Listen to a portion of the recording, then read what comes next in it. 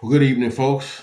It's your boy Uncle Fred back in the house. One more again. Divisional playoff game. Cowboys versus the 49ers. And game just went final. And the 49ers take it 19-12.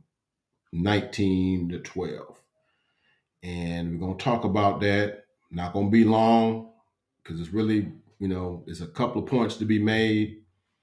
But really it comes down to really one thing. When it comes down to it, sometimes when you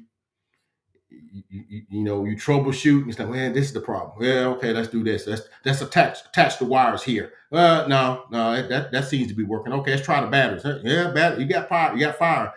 Then you narrow down where the problem lies, and we're gonna talk about that. And then we just gonna and if people want to get on the chat, they can get on the chat, and that's fine. I'll talk with you. What I thought. I mean, usually I try to get all my stuff together before a game and whatever. But I'm gonna go fresh on this one while it's on my mind. So let's get with it. Let's go.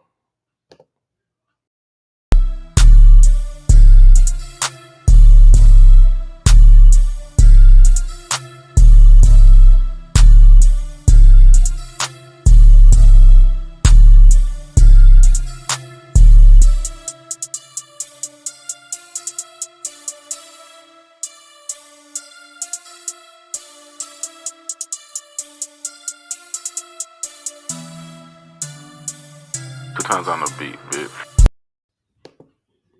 Testing. Okay.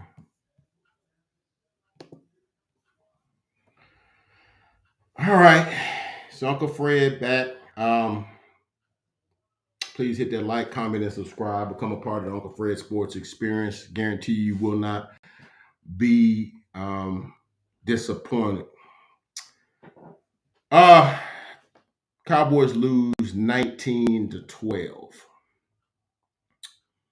And it was, 3-0. At first, the 49ers get a couple of first downs in their first drive, and they got a field goal. They get a field goal because on a third down play, Dak threw an out pattern and they got intercepted and gave them a short field, and they drove.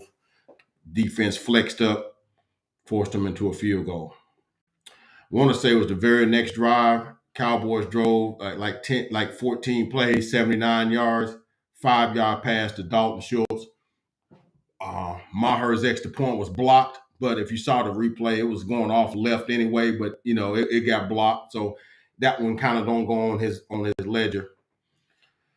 And it was 6-3.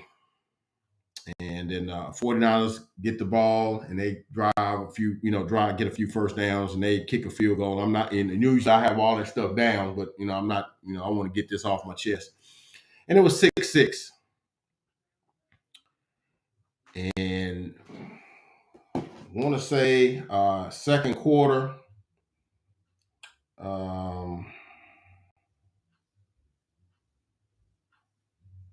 Second quarter, right before halftime, Cowboys had driven it 7 plays and 47 yards. Had got down inside the like 12, 15-yard line. It's between the 15 and the 20. And there was the play right after he dumped it off to Tony Pollard. And he got tackled from behind by Fred Warner. And it's sort of kind of the same kind of play that you get like on a horse collar, but it does the same thing, but it's like basically you tackling them from behind and then you riding the back of their legs when they and then he got to end up with sustaining a high ankle sprain, which is what you get when somebody pulls the back of your jersey and and they're still going forward and your ankle gets bent. It's the same. That's the same product, but really, there's no way to. That's just a tackle, and it's just unfortunate the way it bent. And the very next play, um, tries to go to CeeDee Lamb, don't see the linebacker, don't see Jimmy Ward, gets tipped up in the air. Fred Warner comes down with it. and I mean it's a point blank field goal. We could have been up 9-6 at half, but instead they get a couple of first downs, get a long pass to Juwan Jennings, and set it up for a field goal, and they lead 9-6 at halftime. And you think about it, you know, the Cowboys really had dominated that game. They really, they had gotten more first downs, more yards rushing, more yards passing. They possessed the ball. For the most part, man, the 49ers was under duress.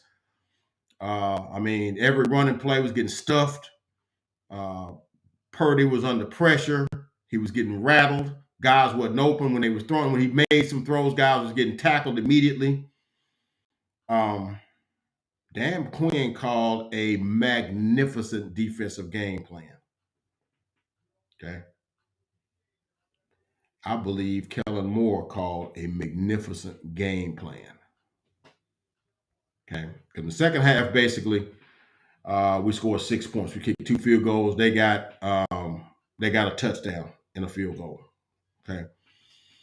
And, by the fourth quarter, late third quarter, early fourth quarter, they were starting to, figure some things out. They were starting to wear us down. They were starting to get some first downs. They were starting to run the ball. They were starting to get, those runs that was, one at the line of scrimmage, and 1 to 2 yard runs was 3, 4, and 6, 7, 8 yard runs. Now McCaffrey was getting some runs. We misplayed a couple of third downs. I think one time Anthony Barr played outside technique when he should have played inside technique, and guy went right inside of him on a little slant, little inside route for the first down. I mean, it's just little things. When the games was that tight, it'd be little things like that that'll be the determining factor. I thought a lot of the fourth down plays we ran, I thought Kellen Moore called a magnificent game. Some of the misdirection stuff had Dak out on the run on some zone read stuff, speed option out of the under center to the wide receiver. It was just all kind of stuff he was using. Okay, the fake pitch and handing it behind his back on one. It didn't get but like 1 or 2 yards, but a lot of times on those short yardage when they run that snap to Dak, and he pitches it out. He faking it, pitches it out. He fake pitched it and handed it behind his back to Zeke to get the first down. I mean, you want creativity, he was giving it to you. You wanted, imagination, you was getting it. You wanted not predictability, you was getting it. But at the end of the day, if you behind center, you got to make the plays when the plays are there to be made. And then when there's plays not to be made, you got to not make that play that puts your team in harm's way. Now, I'm going to say this. I believe, most games you got offense, you got defense, and you got special teams. Offense, you move the ball, move the chains, get first downs, and eventually score one way or the other. You kick your field goal, or you get all the way into the end zone. That's what you do. You make positive gains, with the football. Defense is the exact opposite. You're trying to stop it. And then the special teams, you kick, you punt, you block punts, you block for punts, block for, all that stuff. I thought if I had to grade them, I would say the defense, got an A-. I say the special teams got a B+, because they did get a extra point block, but they got a turnover. Because in the third quarter, Ray McLeod used to be with the Steelers. I was talking to my boy about that. I said, I remember him from the Steelers. Muffed the punt, couldn't get it in the end zone. Almost got a pick trying to force it to Dalton Schultz, but we ended up having to kick a field goal. The guy made the field goal. It's 9-9. And then I think the 49ers went on a 91-yard drive, And, they was due to make some plays, okay? What I'm wanting to see, when are we going to make our 91-yard drive? Because I thought Brock Purdy made. I mean, they ran the ball, but he's calling which side of the field that the runs go to. Do it go right? Do it go left? Do it go up the middle? Does he hold it? Does he, there's things that go with that. You don't just set hut and hand it off. And I thought he handled that well. And then the few throws that were made, he was on the money. He wasn't throwing it behind him. He wasn't throwing it in the dirt. He wasn't throwing it in the double coverage. The guy was either getting it or he was throwing it away or throwing it, or whatever. And they went on a 91-yard drive to go up, I think, want to say 16-9. And of course, we came back and tied it at 9, and then and then we got a field goal, which we got some deep passes, got some pass interferences.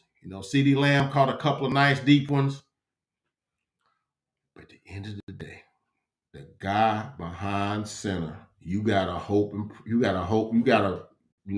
be confident that guy. If you're getting good plays called, your defense and all the other components are there, the quarterback got to do his part. Now I know at halftime they looking at dadgum, we playing out. Excuse me, usually I don't say anything derogatory on this thing, but the defense was playing their asses off, guys. Okay, and we down 9-6 because Dak threw 2 picks that he had no business throwing. First one he threw was on an out pattern. The out pattern is really like, I was explaining it to one of my boys. It's really like, the receiver goes, he runs the stem of his route. He can either break it outside or break it inside. The quarterback is supposed to throw that ball on his back foot before that dude makes his break because he knows what it's supposed to be and the ball is there. When he makes his break, that ball is there. Dak threw the ball when the dude had already made the break and the receiver knew he was going that way and cut right in front of him and got the interception. Late on the throw. That's how he got his first interception. Okay. That thing's pretty simple. 1, 2, 3, 5 step, 3, 5 stepped up. Your ball hit when your foot hits the ground, that ball's out before the dude makes the break. He comes out, makes that catch, steps out of bounds, 9, 10-yard gain, and a first down. Or whatever it was. I can't remember the down and distance. But it was late. That gave them, an opportunity to score first. And I thought we needed to score first. Now, to Dak's credit, got the ball back. He drove the field down. It was good play calling. Dak was good, made some good runs, made some good decisions. When guys wasn't open, he took off and ran it. And he got a touchdown. We went up. But at the end of the day, the quarterback got to make plays. Who was Dak? Dak was 20 of 30. 23 of 37 for 206, 1 touchdown, 2 interceptions.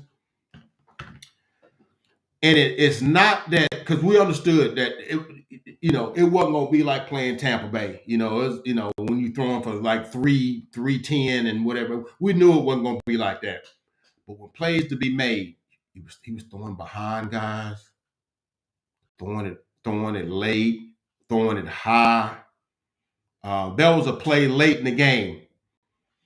When Michael Gallup got behind the guy, if Dak just puts the ball up over the inside numbers, he could go up and get that. But he threw it, off, and he had to like break his, he's in the air, and he had to kind of like reconfigure himself to go get the football. And of course, he's being covered.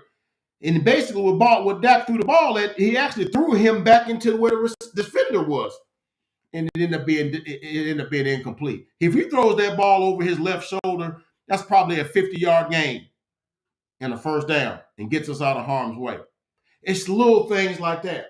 There was a play in the fourth quarter when we were down 16-12 or 19-12 when he almost threw a pick to Dalton trying to get to Dalton Schultz, and he threw it late. He got the routes open, and he, one of the things for quarterbacks, you got to be anticipatory on those routes.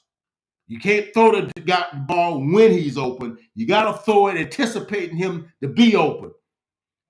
Guys on the crossing route, you can't throw it behind him. You have to throw it in front of him where he can catch it and keep his stride rolling. Because when you throw it behind him, you know what happens? It gets tips up in the air, and that's when balls get intercepted. So now as we get ready to close the video, I'm gonna give you the final stats here. We think we had like 282 yards total offense. And they got 312. Like I said, they made some runs, made some stuff late in the game to kind of salted the way. Because I mean, trust me, the defense was doing what it's should have been doing. But at some point, if you three and out, if you putting the defense in harm's way, at some point, man, the defense is gonna get tired. Eventually, they'll wear you down, and you're gonna give up a drive. And I was wondering when was Dak going to engineer one of those types of drives where you wear down the 49ers defense. That's what I was wondering. Okay. And one of my partners was talking, we was texting back and forth in the game, and he said, it seems like, man, after Dak threw that first interception, he got timid. He wouldn't really throw the ball downfield. Those plays to be made down the field, he just chose to check it down underneath, check it down to Pollard. That's what got Pollard hurt. Because I think CD was open down the field, but I'm gonna take the safe throw. And sometimes when you throw it underneath, sometimes there's traffic in there, and that's how balls get tipped up in the air and stuff like that too. Sometimes when you throw it deep, it's kind of like a punt, and it don't really hurt you if you're throwing a 40-yard pass and they get intercepted. I mean, you don't want the interception, but it don't really hurt you. But if you throw one out in the flat and it get picked, that's the one that can get picked six. That's the one you can't throw like that, So here's the question. And on all the shows tomorrow, and hey, I've been a Dak supporter since day one. Never thought he was a Hall of Fame type guy. I thought he was a guy good enough that you can win games with. But when all the things is lining up for you, you've got to make the plays. And he didn't make no plays today worthy to enough that we can win the game. I felt like the only component of the game that didn't do what it was supposed to do was number 4. And I hate to say it. It pains me to say it. And questions are going to be asked, because this team is good all the way around. Okay. The defense is good. Okay. They're going to have some questions to ask next year, with Dalton Schultz and Tony Pollard, because Tony Pollard, may be, not able to really, I don't know how the severity of that high ankle sprain, he's got one, but I don't know how, severe it is. I mean, obviously he'll be ready by the time the season starts. He's in his contract year. But some hard questions got to be asked at this point. And it was mentioned by somebody yesterday that I was listening to a telecast, and he was like, of all the quarterbacks left in the playoffs, Dak is the oldest. 7 years in. And you're throwing balls in the harm's way, and a rookie today. I mean, he was under more pressure than you were. Let's see, how many times did old boy get sacked? Let me see here. He was sacked 2 times for 15 yards. Dak was sacked 1 time for no yards lost. He was under more pressure. He got hit a lot more times than Dak did. And wasn't throwing the ball up for grabs, wasn't throwing it behind guys. It was, Now, there was one he threw, I think in the third quarter, that Diggs should have intercepted because it got tipped at the line of scrimmage. And Diggs had it in his hand. I'm like, man, usually the thing hit Diggs' hand, because that would have took the I think they wouldn't have scored that touchdown that made them gave them 16, I think. And then they got a defensive holding on Hankins, which I thought was kind of bogus. But I mean, whatever. It's what it is. But yeah. So all the talk shows gonna be tomorrow. It's like, look, the Cowboys need to draft them a quarterback, and for the first time, for me, maybe they need to, But see, the only thing is, you got a team really that's ready to win now. You don't really got 2 years or a year and a half, 2 years to let a guy develop, and then you don't have the same dudes on the team now. Okay. So, they kind of stuck right now, and so, and next year his contract is up, and I'm guaranteeing they not signing up for another $40 million 4-year deal. That's $160 million 4-year deal. That's probably not gonna happen. I don't care what Todd France said. That's his age. I don't care what he said. That's probably not gonna happen. Okay. Now, most of the time, I gave Dak a break because he got to play quarterback for Jerry Jones, and you got to dodge all the minefields that he throws out there. He says things that you got to go in the locker room and say, "Hey, man, that ain't really when saying, hey, man, I'd be good if we had a quarterback controversy," or he says things about CD Lamb needs to step up, which that's how you out of pocket for saying that. Now he got to go to CD and like, CD, it's gonna be good. I got you. So I give Dak high props for that because there's things he has to tackle that other players, other quarterbacks, and on other teams, they just play football. They ain't got to play psycho analyst, because your owner wants to talk after every game. But in a game like today, when you got good coaching, you got good defense, you got good special teams, you got creativity, you got physicality, you got intensity, and the quarterback played a D- game, I'm sorry, man, but Rain Dakota Prescott, this one is on you. It ain't on nobody else. It's on nobody else. Now, you can go on and say, Tony Pollard got hurt. And that's fine, and that's one of your main things. I get that. I definitely do. I definitely do. But there was plays to be made out there, even without Tony Pollard. You only needed, we scored 12 points, one touchdown, and two field goals. I know their defense is good. Come on, man. But yeah, that's those questions we're gonna have. Those are the tough questions. So maybe not this year, but at some point, when there's like a bona fide one quarterback that needs to be got, and one that you feel like, hey, we got to groom him, and you can say Cooper Rush, Cooper Rush ain't that kind of dude. He might not have thrown interceptions, but there's some of them plays that Dak made in that second on that second, third drive or whatever, that dude's not making. And of course, like I said, most of the season, he's scoring 30 points. And that guy's not scoring 30 points a game. So he's what he is. At some point, you got to get you a quarterback that can make those plays when there are plays to be made. And I'm sorry, man. At some point, it's not this, it's not that. At some point, it's that guy. But that's all I got, man. Oh, I got a chat, man. I got a chat. Let me see. I got a chat. I got a couple of them. I say Cooper Rush next season. Cooper Rush ain't got that kind of. He's a game manager at best. His plays he can make. He may not put the ball in harm's way, but the most they scored in his starts was like 18, 17 points a game. And your defense, at some point, your defense is gonna give up points, and you got to be able to match those points. Now he wasn't able to do that today. This loss hurt, but looking at the defense, there's a few more pieces. The defense is a top 3. Yeah, the defense. Now what's going to be important with the defense is whether or not we can retain Dan Quinn or not.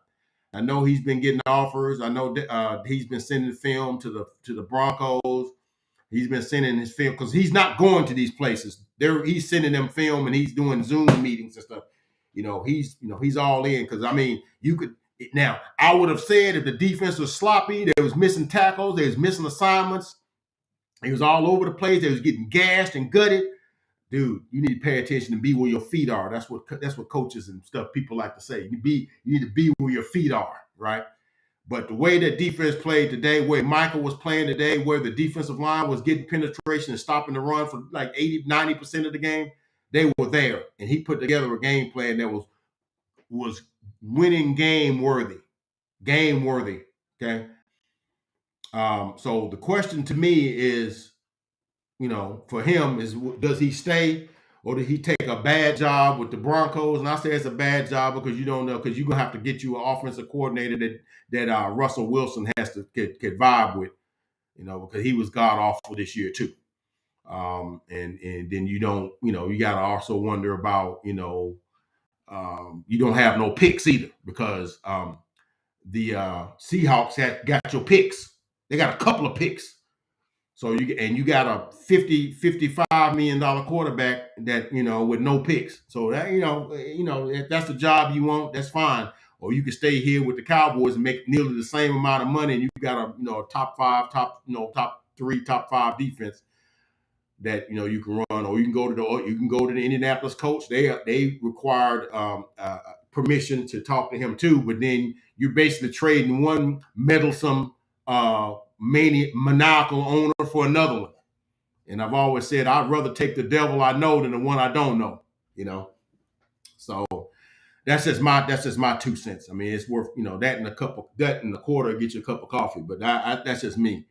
Time for Dak and Marr to go. You know what though? I'm not gonna knock Marr. Marr made two decent sized field goals today, and like I said, I'm not. This loss ain't got nothing to do with Marr. Marr has made some.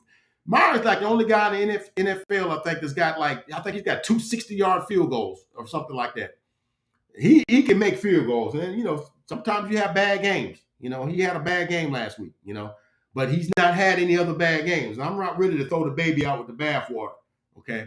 But now the reason I'm so I can't get on Kellen Moore either. Kellen Moore was in his bag. I don't know if you saw the creativity in some of those plays that he called. You got to look at some of that stuff. The misdirection, the lining up some of the offensive linemen in the backfield, and sometimes you're doing it because your offensive line is sort of limited. You didn't have Jason Peters. You didn't have Terrence Steele, and then you got Tyler Smith, who's a rookie. He made a couple of mistakes today. He missed a block on a guy that came in on a blitz that he should have picked up, and he got a holding call. He got a false start. I mean, he's a rookie. He's gonna make some, but he made some good blocks too. But because they were a little under the gun offensive line wise, that's why they would line up an offensive lineman in the backfield to get a little more push. And yeah, I ain't ready to throw out Kellen Moore yet, because he, a lot of times he's throwing the ball all over the yard and whatnot, and he had to be creative today with Pollard gone. But yeah, man, I'm like I said, I'm usually a Dak guy, but look, man, I got to call a spade a spade. I got to call things as I see them. I can't play fanboy. I don't fanboy. I call what I see. He was not good today. If he would have been average today, we win this game. But he was not average. He was well below average. And you knew in a playoff game, you cannot turn the football over. That's bottom line. Okay, turn the ball over in a playoff game, get you beat, and we got beat. So they break down the stuff that don't win us games. I'm tired of losing. Can't believe I caught a headache over this. Yeah, I mean, look, man. I think they broke down some good film, man. Look at the other games that the 49ers played leading up to. They'd won 11 straight. Look at how they did Seattle last week. What they scored, like 40 points? They had a good game plan. Okay? But the quarterback got to make plays. Defense, I mean, up until like midway through the fourth quarter, I think they had 100 and I think it was a stat that they had essentially the same amount of yards, 179, 180. They was right on par with each other. It was like I'm gonna stop you, you stop me, I get a drive, you get a drive. But he threw 2 interceptions. I can't stress that enough. You turn the ball over, that gets you beat. They turned the ball over on a special teams play, cost them a field goal. Now, had we got that pick on that Diggs had, we probably could have won that game, and that would have probably made the turnovers even. But as the senior quarterback in the NFL that's in the playoff, dude, you can't make throws like that. And I can't cover you. I can't cover you.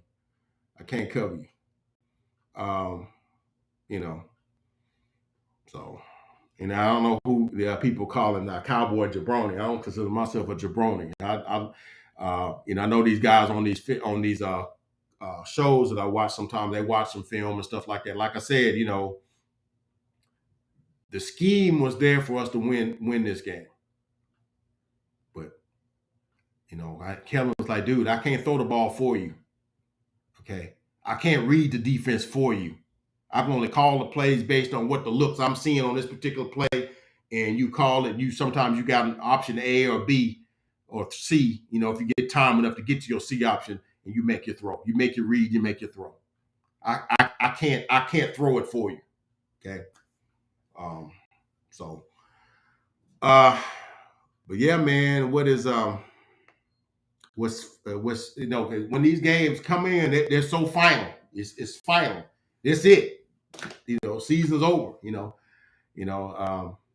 do these videos, but I like what I might do some videos at the NFC Championship games, stuff like that. But as far as the Cowboys go, hey man, season was over. Then you got to look back and say, well, was the season a success? I don't know. It's a success if you consider doing the same thing you did the year before success. It's a success if you consider getting one step further a success, because they won 12 games both years. Okay, 12 games, 12-5 season is not nothing to sneeze at. There are teams that wish they had won 12 games. Arizona wish they won 12 games. Okay, Detroit wish they won 12 games. All right. But considering the players you got, you got Michael Parsons, you got Diggs, you got Tank Lawrence, you got Tony Pollard, you got CeeDee Lamb, you got some good players on this team. Okay, you had six Pro Bowlers on this team. It's 12-5 good. It's good, but I think we could have been better. And I think with better quarterback play, I think we are better. We would have done better than 12-5. Like I said, I'm not poo-pooing 12-5. 12-5 is a good record. Okay. I want to say it's the third best record in the league, right? Third best record in the league. But at some point when you have achieved something already, you can't be satisfied with getting the same thing the next year, because if you made, let's say for instance, you made 50 grand, 60 grand this year. Next year, you want your employer to pay you, or whatever. If you got entrepreneur, you want to make more money the next year, because you know why? Because the stakes get raised every year.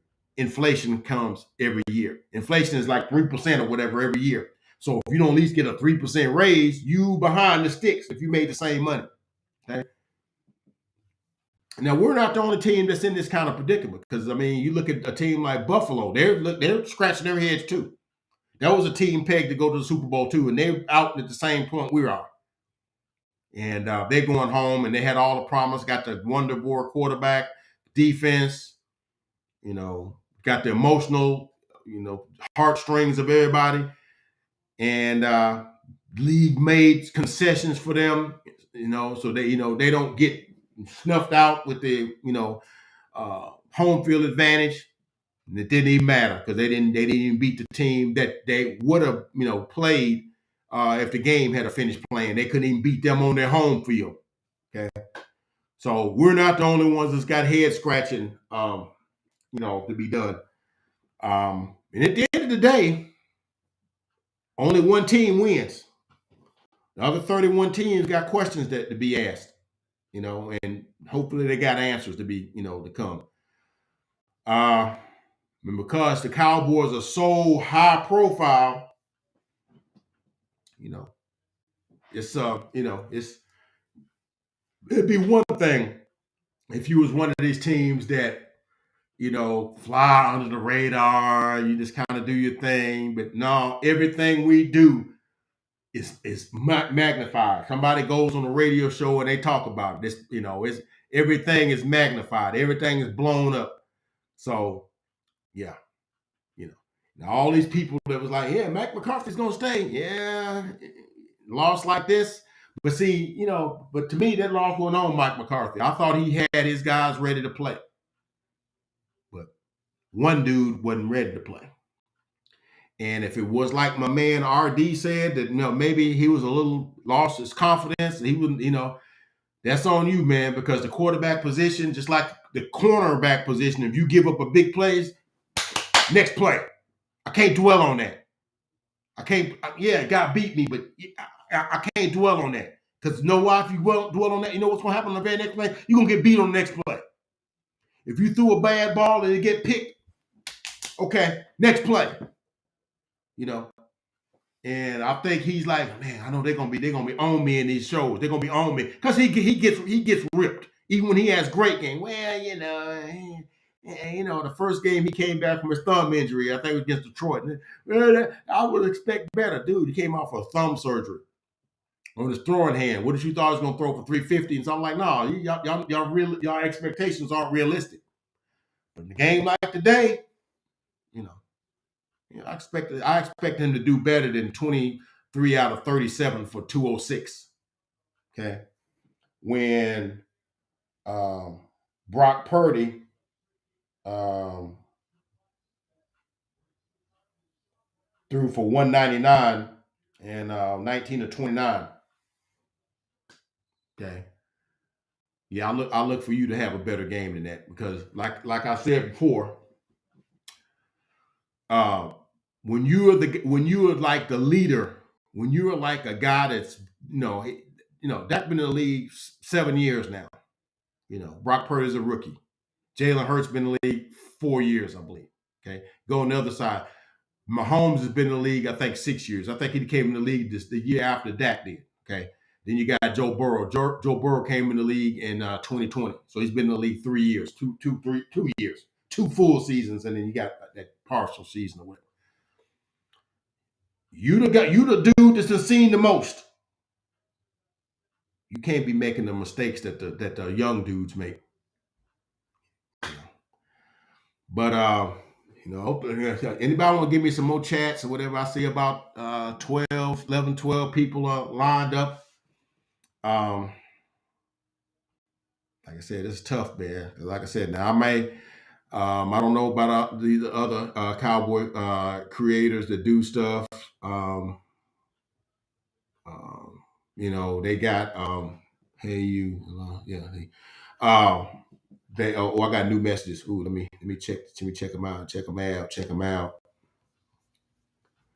Jerry definitely gonna be telling scouting department to look at some mid-round QBs this coming draft. Don't be surprised if they take a QB between the third. Hey, yeah, yeah, yeah. I'm not. I can't be mad at that. I can't be mad at that. Okay, because like I said, the only problem I got with that is that if you get a guy second, third, fourth round, you getting a guy that's really a project. Very seldom do you get a guy that's ready to go right now. He's gonna need development. And one of the things I've always kind of sort of been critical of the Cowboys in terms of they don't scheme. They like I said, I've been critical of Kellen Moore. Not today. I've been critical of Kellen Moore because I've even told people that I thought that they didn't utilize Dak to the best of his capabilities. If you saw Dak when he was at Mississippi State, he wasn't a drop back quarterback. He wasn't. He played some of the same ball that Jalen Hurts played. That's the way he played. And they basically forced him to play a Tony Romo offense, which, I mean, he's adapted to it, but, he wasn't a drop back and throw the ball quarterback at Mississippi State. Go back and watch the tape. Ran a lot of zone read, a lot of misdirection, little mesh point. And, you don't know if I got the ball, the running back got the ball. A lot of that kind of stuff. A lot of the stuff you see Jalen Hurts doing. But because, and I like what the Eagles did, they found what he did, and we're going to draft an offense around what your skill set is. Okay, you're not going to line up and throw the ball 35 times. Okay, that's not your skill set, but you can throw it 15 to 20 times and run some of these other things. And of course, your offensive line got to be a certain thing, and you got to have good, strong backs. When we didn't do that for him, and I'm not giving him an out. I'm just saying that's the difference in our organization and how we develop. The Ravens did the same thing. They developed an offense around what Lamar Jackson does. And Joe Flacco and Lamar Jackson is different as night and day. Joe Flacco can't do none of the stuff Lamar Jackson can do, and and some of the stuff throwing the ball down the field, maybe Lamar's not as good at it but what he does, they develop an offense that around his strengths. And I don't think that and like I said, maybe making Dak a drop back quarterback maybe wasn't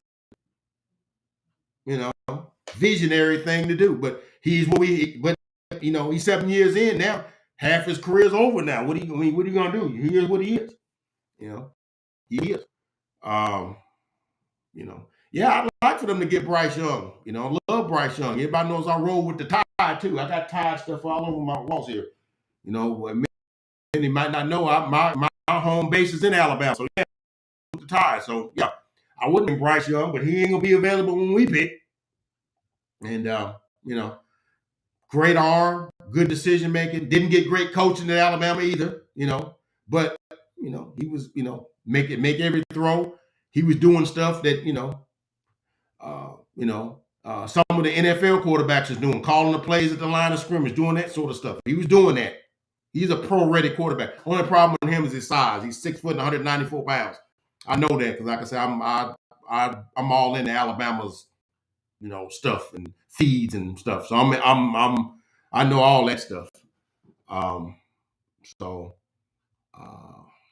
Lamar Jackson watched a lot of Michael Vick. Yeah, I'm sure he did. I'm sure he does. I think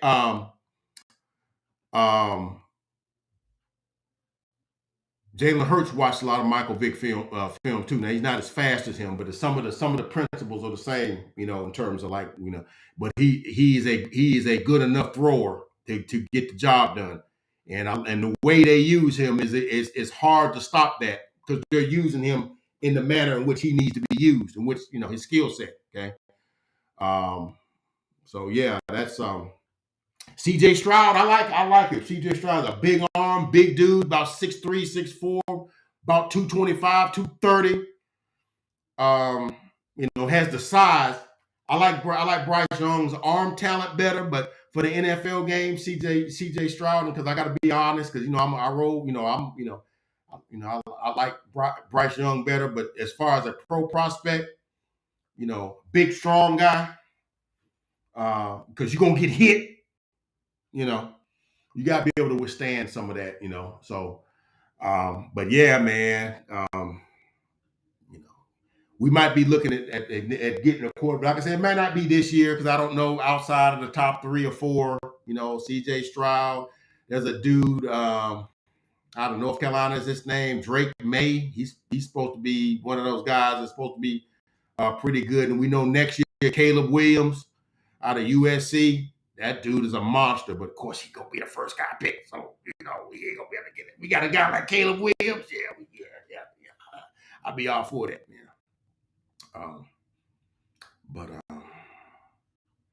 And I got to talk about this kind of stuff to make it not hurt as bad, So, yeah, it's I got to talk about this kind of stuff and it kind of. I guess I take this or go get me a drink, and I really don't do that. So I have to talk about, the draft and talk about some other, football items. Take my mind off of what I just saw 2.5 hours ago, whatever. So I think CJ is a fit for Dallas. CJ Stroud, yeah, I could see that. I could see that.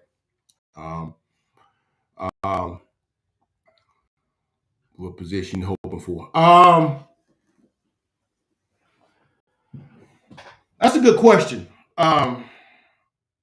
If I want a quarterback. No, I'm not gonna say that because you're not gonna get a quality quarterback in the first round because I think what are we 12-5? We're gonna get the 7th pick or something like that. You're gonna get some project quarterback. So I would go with cornerback.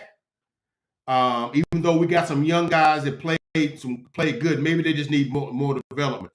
Need some more playing time. I like Diggs on one side, and I know Anthony Brown got hurt towards ACL in the Colts game. I saw that, so we went with Kelvin Joseph, but he's not mature to me to get the job done. So we tried a bunch of random veteran guys, but a lot of our young dudes that we now. One thing I will get a Cowboy credit for, boy, they can draft.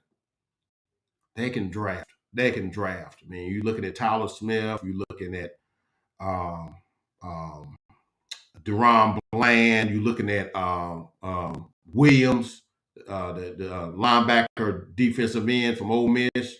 You look at Israel McQuamu. Man, those guys, Bell, those guys can play, man. They just need development. They can play.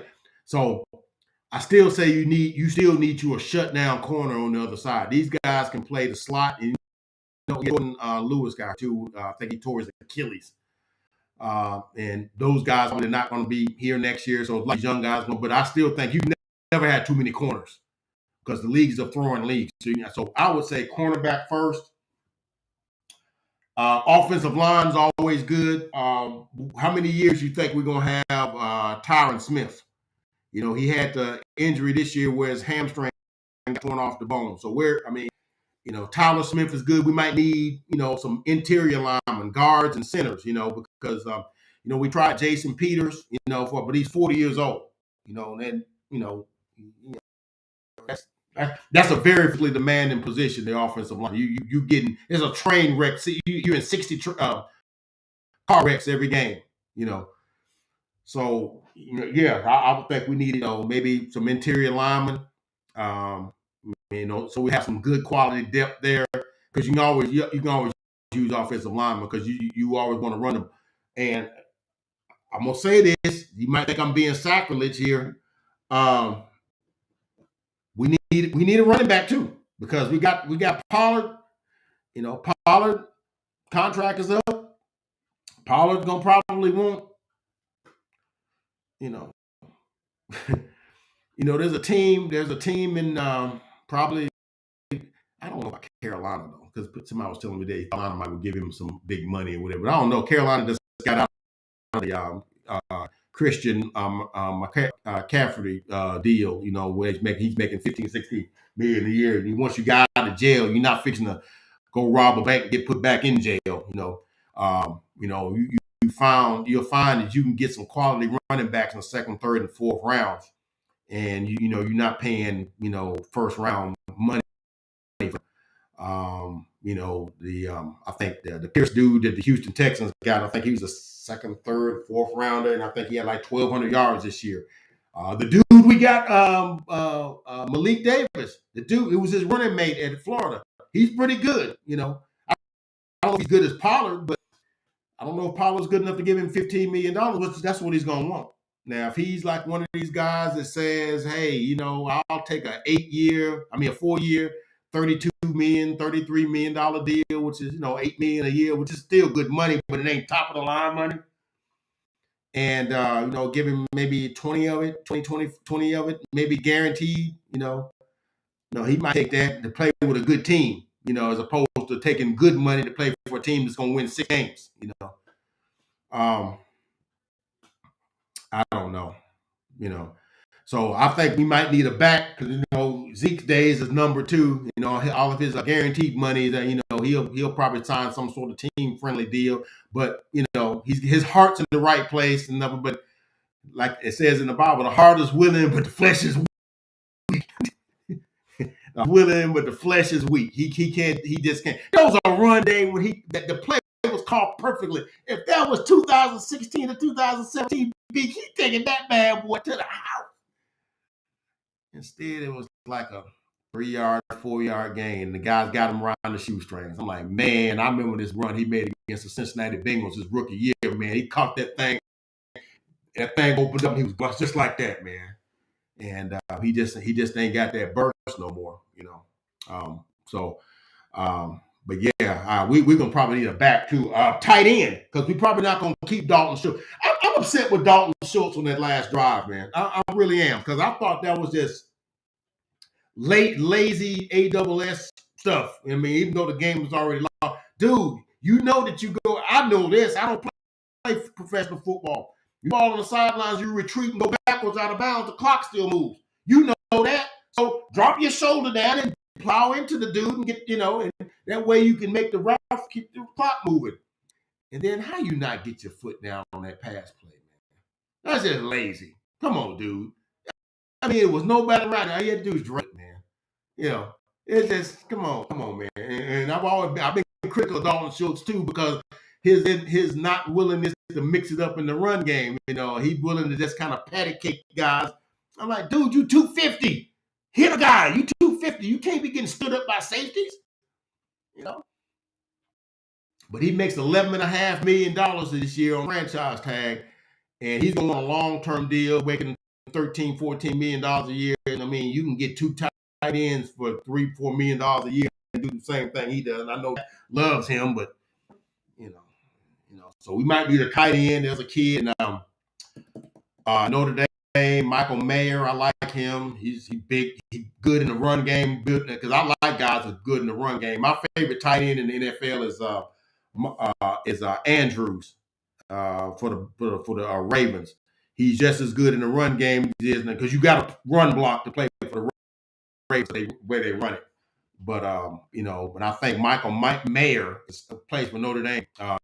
He's that kind of tight end. Then there's this dude named I think it's Duncan Kincaid. I think that maybe his first name, plays for Utah, but he's more of a pass catcher. He's basically Dalton Schultz. So I think in order to make your run game stick, you got to have a tight end that can line up and hold his own on the run game. Like Kittle does, like Kelsey kind of does, and like Mark Andrews really does. But I like the young dudes we got. I like Jake and Peyton Hendershot that he got hurt in practice. So, but look, man, I see. I'm seeing the chats are going down. Didn't mean to be on here no 52 minutes.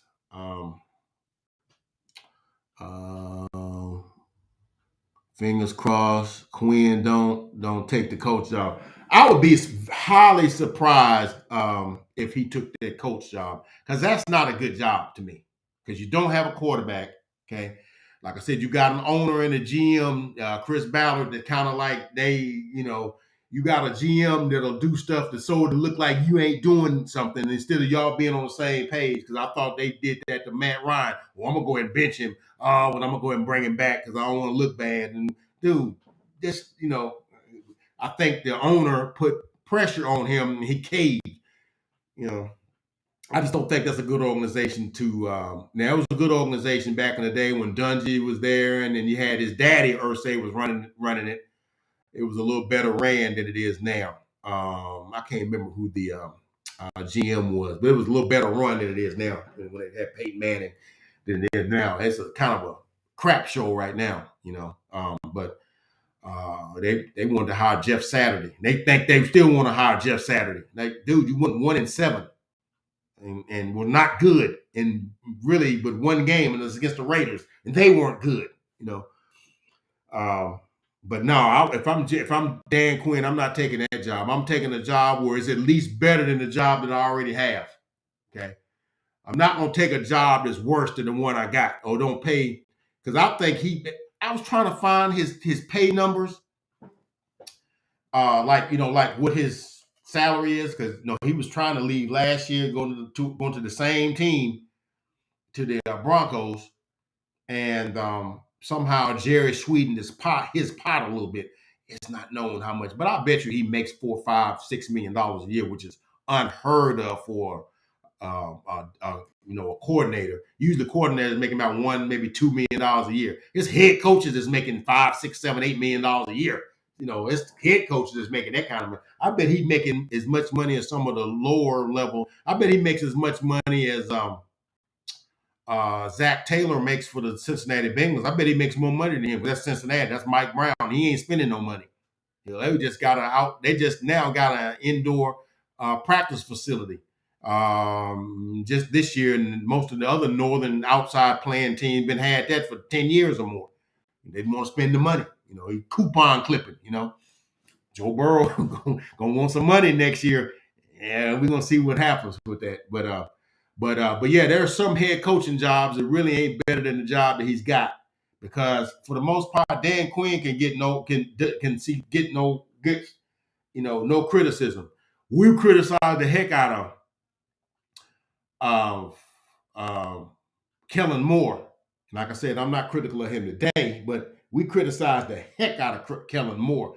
Man, Dan Quinn be skating, man. Some of them games when we last 4 games of the season, 5 games, and we getting like 1 sack, 2 sacks after we getting 5, 4, 5, and 6 in most of those games. Yeah, he was getting some of the blowback at that point. But because once the team got adjust to you, you got to start a team where you can scheme guys open and be where they're not expecting you to be on your pass rush, that sort of thing. So, but he's got carte blanche with Jerry. Jerry thinks, hey, he would shoot right now. If Mike said the wrong thing, he'll put him in the head coaching job right now. That's how Jerry thinks of Dan Quinn. So he knows I got anything I want from Jerry. I'm getting good money for the Cowboys. I got a defense. I love coaching. He loves his guys. It would take a special offer from one of these teams to make him leave Dallas. And plus I think he called a whale of a game today. And but anyway, man, I'm gonna get on off of here, man, and I'm gonna see what I'm gonna do. Maybe watch some basketball or something, man. It's always tough when it's the last game of the season. It's like when they was talking about, when we ended Tampa Bay season, them guys are going in with trash bags, cleaning out their lockers, man. The season's over with. That's always sad, man. When it's the last game of the season, you done, and the other team moves on, and you got to look at next year. So that's a year that kind of had so much promise ends like them Roman candles, where the last one you're expecting it to go, and it kind of like that, Final question. Finally, question. First round pick. Which position? Like I said, I'm hoping for a offensive line, a cornerback. Defensive backs. It's a throwing league. You need Peyton Barber that plays for the Raiders is our cook. Oh, I did not know that. That's Peyton Barber that plays for the Raiders. I'm gonna go look him up. I did not know that, man. How'd you find that out, JP? Who told you that? Jerry Jones has the money for a first round. Yeah, well, you can get some first round picks if you trade some dudes. You can do some stuff, but it's what it is, man. Yeah, it's what it is.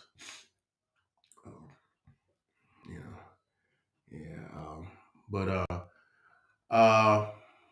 look, man, I'm gonna go get on off of here, and go make me a nice a drink, not an alcoholic. Oh, your mother. Okay. I'm gonna look him up. But look, that's all I got, man. That's all I got from the desk, Uncle Fred.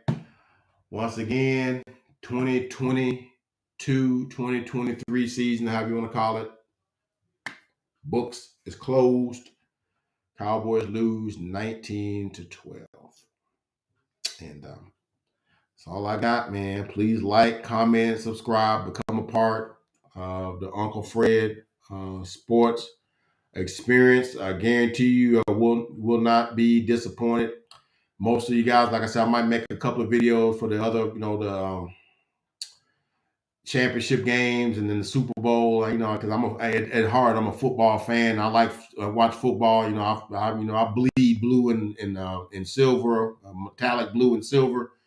But I love football at heart, so I'm gonna watch those games and I'll talk about those games too for those who want to hear that kind of stuff and whatnot and whatever. I'll drop them in whatever chats or whatever that that don't want to hear them. But that's signing off for the Cowboys for the last time of this year. So we'll catch you guys next year for the Cowboys, and I'm gonna be here for every Cowboy game. So we'll see you guys next year.